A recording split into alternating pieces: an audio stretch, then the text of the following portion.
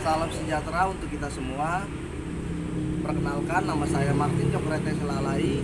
NIM saya 2190302027. Di sini saya mendapatkan tugas kewirausahaan 2, di mana tugasnya itu membuat buku kerja, bergerak dari sebuah ide menjadi sebuah usaha. Nah, di sini ada KWU 10 tentang identifikasi akses pembiayaan atau modal usaha baru. Di sini saya mengambil usaha saya Resto Soto Padang, produk atau jasanya makanan dan minuman. Di sini ada beberapa elemen yang saya jelaskan. Yang pertama, identifikasi pentingnya pembiayaan atau modal. Kriteria unjuk kerjanya, alasan kebutuhan modal usaha baru, diidentifikasi, batas variabelnya, alasan usaha baru perlu modal, dapat mencakupi cash flow, penanaman modal, siklus pengembangan produk yang panjang. Kriteria kedua, sumber-sumber modal personal. Sumber-sumber modal personal dapat mencakupi, di sini saya mengambil dana pribadi, pendiri, teman dan keluarga. Kriteria yang ketiga, potensi peningkatan pendanaan. Potensi peningkatan pendanaan dapat mencakupi, di sini saya mengambil personal funds atau dana pribadi. Elemen yang kedua, identifikasi sumber-sumber pembiayaan ekuitas. Di sini saya kriterianya Business Angels. Business Angel mempunyai karakteristik mereka menginvestasi uang mereka sendiri ke dalam proyek. Biasanya lebih sedikit daripada yang diinvestasi oleh modal ventura. Mereka membuat keputusan sendiri mengenai investasi. Mereka berinvestasi sesuai dengan kelayakan proyek, dengan harapan keuntungan di masa depan. Kriteria yang kedua, jenis-jenis venture capital. Jenis-jenis venture capital dapat mencakupi, di sini saya mengambil berdasarkan cara pemberian bantuan, ada single tier approach dan two tier approach. Kriteria yang ketiga, initial public offering atau IPO dapat memberikan manfaat. Di sini saya tidak mengambil kriteria yang ketiga. Elemen yang ketiga di sini ada identifikasi pembiayaan pinjaman. Di sini saya kriteria kerjanya bank komersial. Bank komersial mempunyai kriteria sentimen ini bukan ketukan melawan bank. Hanya saja bank-bank itu berisiko buruk. Dan pembiayaan usaha startup adalah bisnis yang berisiko. Kriteria yang kedua, SBA Guaranteed Loan. SBA Guaranteed Loan memiliki kriteria hampir semua usaha kecil memenuhi syarat untuk mengajukan pinjaman tanpa jaminan SBA. Kriteria yang ketiga, sumber-sumber pinjaman lain. Di sini saya mengambil dari teman dan keluarga dan kartu kredit. Elemen keempat, identifikasi sumber-sumber kreatif pembiayaan dan modal. Kriterianya leasing atau sewa. Leasing atau sewa memiliki karakteristik sewa merupakan perjanjian tertulis di mana pemilik properti mengizinkan seorang individu atau bisnis untuk menggunakan properti tersebut selama jangka waktu tertentu dengan imbalan pembayaran.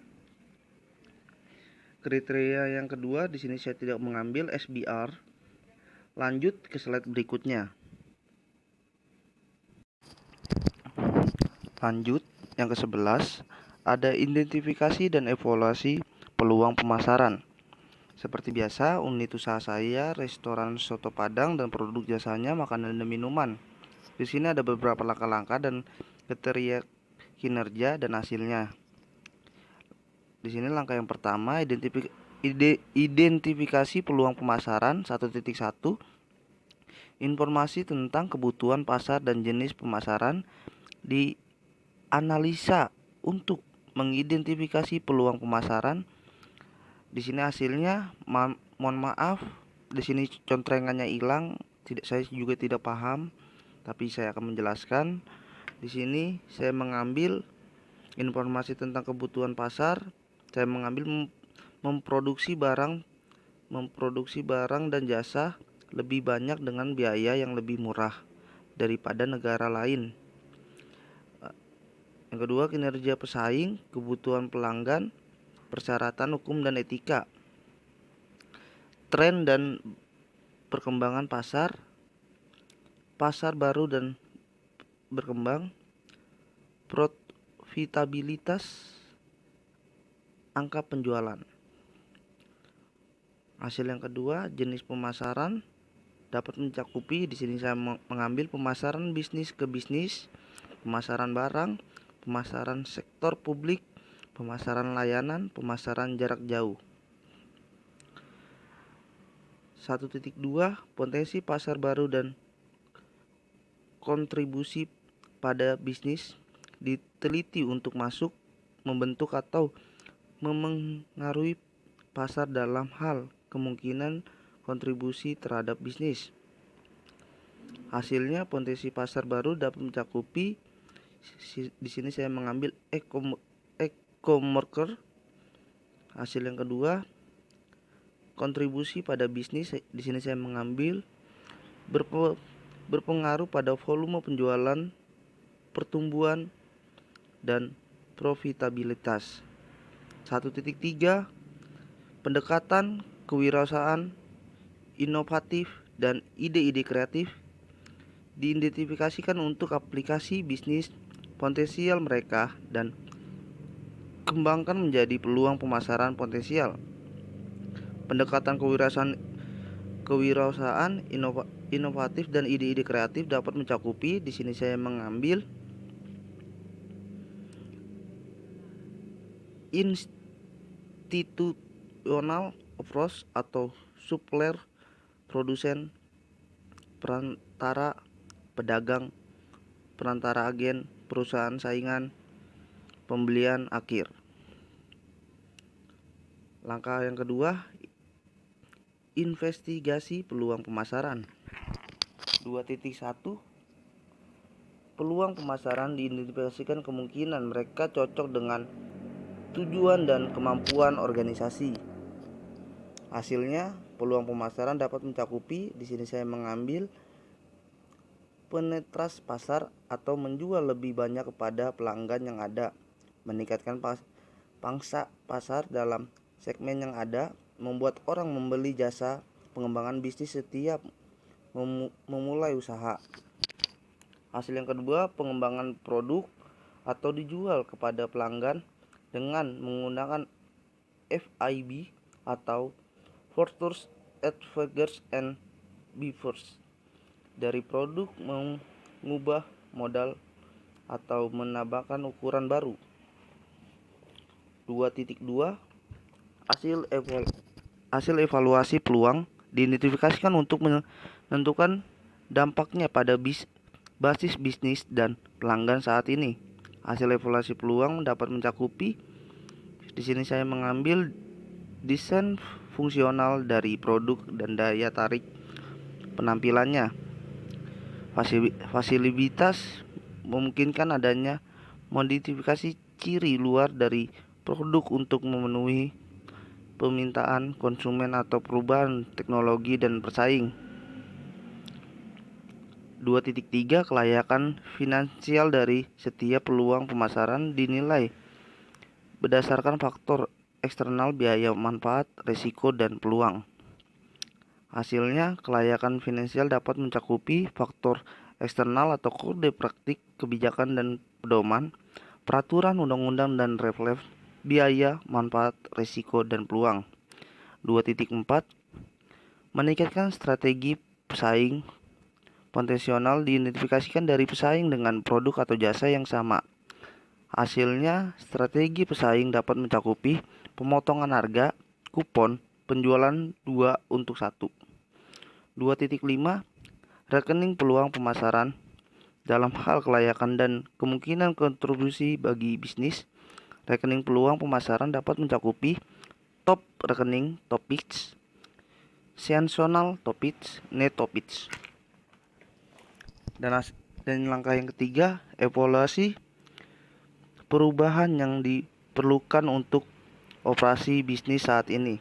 3.1 Perubahan yang diperlukan untuk operasi saat ini untuk mengambil keuntungan dari peluang pemasaran yang layak. Di sini saya mengambil perubahan yang diperlukan dapat mencakupi perencanaan proyek pemasaran, manajemen proses kreatif end-to-end, infrastruktur teknologi pemasaran, data pemasaran dan analisis. 3.2-nya perubahan organisasi untuk layanan bisnis pelanggan yang meningkatkan atau berbeda, termasuk penyediaan untuk kualitas layanan berkelanjutan kepada pelanggan yang sudah ada. Di sini saya mengambil hasilnya perubahan organisasi dapat mencakupi struktur fungsional organisasi. 3.3 Perkirakan kebutuhan sumber daya untuk operasi yang diubah. Hasilnya perkiraan kebutuhan sumber daya, staf tambahan, penelitian dan pengembangan. 3.4 Komunikasi kelayakan membuat perubahan ada operasi saat ini kepada pemangku kepentingan utama. Hasilnya kemungkinan kelayakan. Sini saya mengambil staf keuangan, staf sumber daya manusia, manajer, tenaga pemasaran, pemilik, staf produksi. 3.5 Dokumen peluang pemasaran yang baru diidentifikasi dan perubahan yang diperlukan. Hasilnya di sini saya buat berdasarkan hasil analisa di atas, usaha ini memiliki peluang pemasaran yang cukup besar dan terbuka, maka harus segera melakukan upaya peningkatan consumer engagement agar dapat memanfaatkan peluang yang ada sebaik mungkin. Sekian dari saya, terima kasih.